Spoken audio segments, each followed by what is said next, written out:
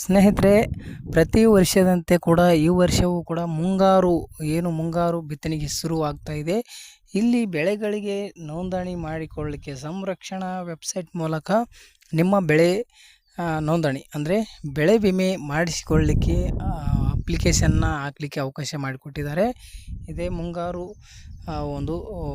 ಶುರುವಾಗಿರೋದ್ರಿಂದ ಈ ವರ್ಷವೂ ಕೂಡ ಪ್ರತಿ ವರ್ಷವೂ ಯಾವ ರೀತಿ ಬೆಳೆ ವಿಮೆ ಮಾಡಿಸ್ಕೊಳ್ತಾ ಇದ್ದೀರಿ, ಅದೇ ರೀತಿಯಾಗಿ ಈ ವರ್ಷವೂ ಕೂಡ ಬೆಳೆ ವಿಮೆ ಇದು ಬೆಳೆ ನಾಶ ಆದಂಥ ಸಂದರ್ಭದಲ್ಲಿ ನಿಮಗೆ ಬೆಳೆ ಇನ್ಶೂರೆನ್ಸ್ ಆಗಿ ನಿಮಗೆ ಪರಿವರ್ತನೆ ಮಾಡಿ ನಿಮಗೆ ಆ ಒಂದು ಲಾಸ್ ಆದಂಥ ಬೆಳೆಗಳಿಗೆ ಇಲ್ಲಿ ಒಂದು ರಕ್ಷಣೆ ನೀಡುವಂಥ ಒಂದು ಸಂರಕ್ಷಣೆ ವೆಬ್ಸೈಟ್ ಮೂಲಕ ಸರ್ಕಾರ ಇದು ಒಂದು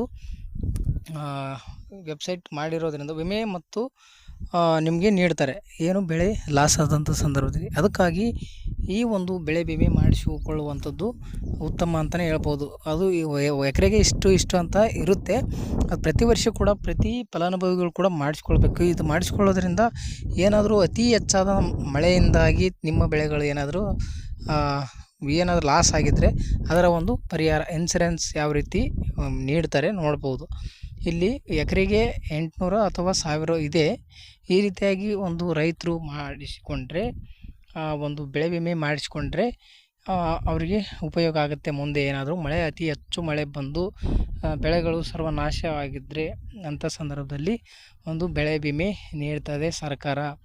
ಅದಕ್ಕಾಗಿ ಯಾರಾದರೂ ಬೆಳೆ ವಿಮೆ ಮಾಡಿಸ್ಕೊಳ್ಬೇಕು ಅಂತ ವೇಟ್ ಮಾಡ್ತಾ ಇರುವಂಥ ರೈತರು ಈಗಲೇ ಗ್ರಾಮ ಒನ್ ಕೇಂದ್ರಗಳಿಗೆ ಭೇಟಿ ನೀಡಿ ನಿಮ್ಮ ಒಂದು ರೈತ ಫಲಾನುಭವಿಗಳು ನಿಮ್ಮ ಹತ್ರ ಇರಬೇಕಾದದ್ದು ನಿಮ್ಮ RTCಯಲ್ಲಿ ಬೆಳೆ ನೋಂದಣಿ ಆಗಿರಬೇಕು ಮತ್ತು ನಿಮ್ಮ ಹತ್ರ FID ನಂಬರ್ ಇರಬೇಕಾಗುತ್ತೆ. ಮೊದಲಿಗೆ FID ನಂಬರ್ ಇತ್ತು ಅಂತಂದರೆ ನೀವು ಅರ್ಜಿ ಸಲ್ಲಿಸಲಿಕ್ಕೆ ಬರುತ್ತೆ. FID ಇಲ್ಲ ಅಂತಂದರೆ ಬರೋದಿಲ್ಲ. ಅದಕ್ಕಾಗಿ ದಯವಿಟ್ಟು ನಿಮ್ಮ ಕೃಷಿ ಇಲಾಖೆಗೆ ಹೋಗಿ FIDನ ಮಾಡಿಸ್ಕೊಳ್ಳಿ. ಹತ್ತಿರದ ಕೃಷಿ ಇಲಾಖೆಗೆ ಹೋಗಿ FID ಮಾಡಿಸ್ಕೊಳ್ಳಿ. ಇಲ್ಲ ಆನ್ಲೈನಲ್ಲಿ ಕೂಡ FIDನ ಮಾಡ್ಕೊಳ್ಬೋದು ನೋಂದಣಿ. ಮತ್ತು ಅದೇ ರೀತಿಯಾಗಿ ನಿಮ್ಮ ಆಧಾರ್ ಕಾರ್ಡು ಮತ್ತು ಬ್ಯಾಂಕ್ ಪಾಸ್ಬುಕ್ ಇತ್ತು ಅಂತಂದ್ರೆ ನೀವು ಬೆಳೆ ವಿಮೆ ಮಾಡಿಸ್ಕೊಳ್ಬೋದು. ಸ್ನೇಹಿತರೆ, ಈಸಿಯಾಗಿದೆ ಪ್ರೊಸೀಜರು, ಯಾವುದೇ ಒಂದು ತಲೆನೋವಿನ ಕೆಲಸ ಇಲ್ಲ, ಈಸಿಯಾಗಿರುತ್ತೆ.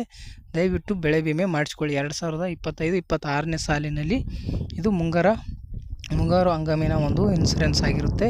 ಮುಂಗಾರು ಬೆಳೆಗಳಿಗೆ ಇದು ಉಪಯೋಗ ಆಗುವಂಥ ಇನ್ಸೂರೆನ್ಸ್ ಬೆಳೆ ವಿಮೆ ಅಂತಲೇ ಹೇಳ್ಬೋದು. ಸ್ನೇಹಿತರೆ, ಮಾಹಿತಿ ಇಷ್ಟ ಆಗಿದ್ದರೆ ಲೈಕ್ ಮಾಡಿ.